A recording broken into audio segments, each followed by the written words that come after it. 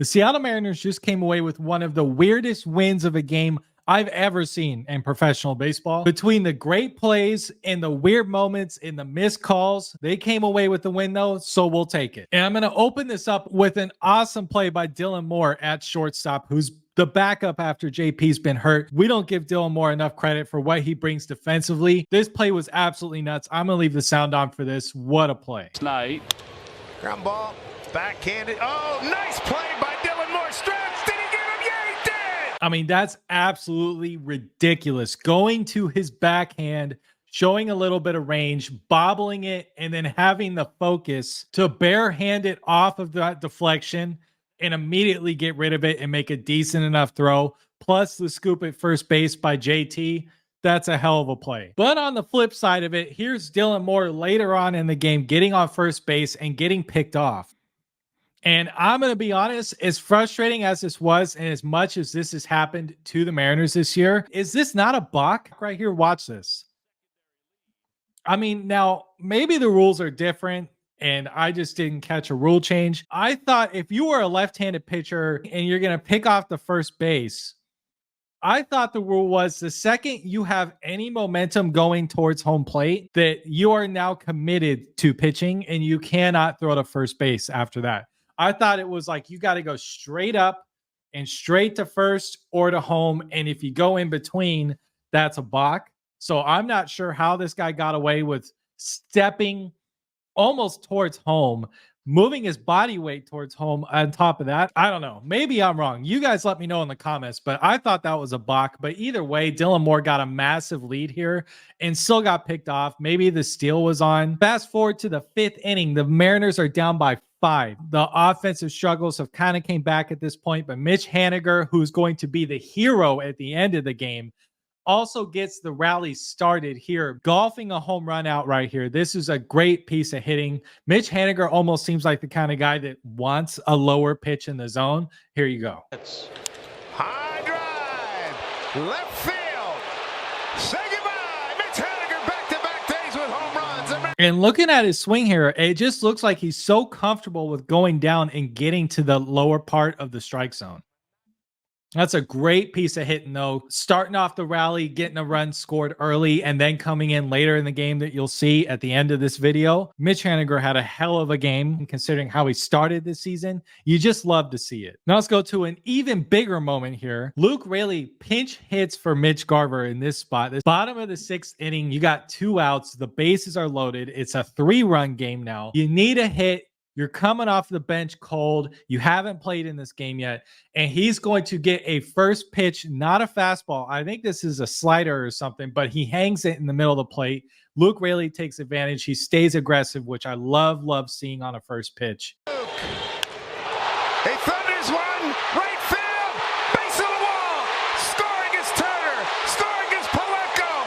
Ryley with an RBI, 2 RBI double. It is so hard to come off the bench and just come in cold and pinch hit that first pitch hard like that. And then the very next batter, now it is a 1-run game. Runners on 2nd and 3rd with 2 outs. And Josh Rojas, same thing's going to hit the first pitch hard down the first baseline, tie this game up. Harper can't handle it. Scoring is Haniger. Big Luke coming around. Play at the plate. He is out. I'm not a big fan of him being sent there, but I have to say, usually I am on the side of playing overly aggressive, especially when your offense has a history of struggling. I would rather get thrown out on close plays at home than not send guys at all and just hope that the next guy hits. I lean on the side of being aggressive on the base pass, and Luke can run pretty well. So even though it seems like he probably should not have sent him on that play, I'm not too mad at it. They still tied the game up. That was for the go-ahead run. In that situation, I'll take it. Now let's go to the most controversial, the most lucky, the weirdest at-bat, and the weirdest walk-off win I've seen in a long time. Mitch Haniger, bottom of the 10th inning. We are in extras. There's 2 outs, winning runs at third base. And Mitch Haniger is quickly down. No balls, 2 strikes. And he's going to have first of all, a great eye on this pitch. This is a great take here. That is super close, especially with the catcher's ability to try to frame a pitch in that spot. Could have easily gone as a strike. I know that that's a decent amount off the plate, but I've seen worse calls made. That's close. That's a great take by Mitch Haniger there. You got 1 ball, 2 strikes now. And this is where they get really lucky. Notice the catcher on this pitch. He's setting up high and inside here. And the pitcher's going to miss his spot low and away. The catcher has to catch up to it. Catches it and kind of dives his glove out of the zone trying to catch up. It's 99 miles an hour. That's a tough pitch to come back and catch. And I have to say, that is one of those moments where if I was a Phillies fan, I would be pretty pissed off. I mean, the pitcher can't miss his spot by that much and still expect the catcher to still have a good frame job there. But that's one of those moments where you probably can argue for having at least a challenge system in place for the strike zone. I don't think I'm on board for the full robo ump situation where every pitch is just automatic yes or no done by a system. I'm not really a fan of that because it kind of takes away from the catching position.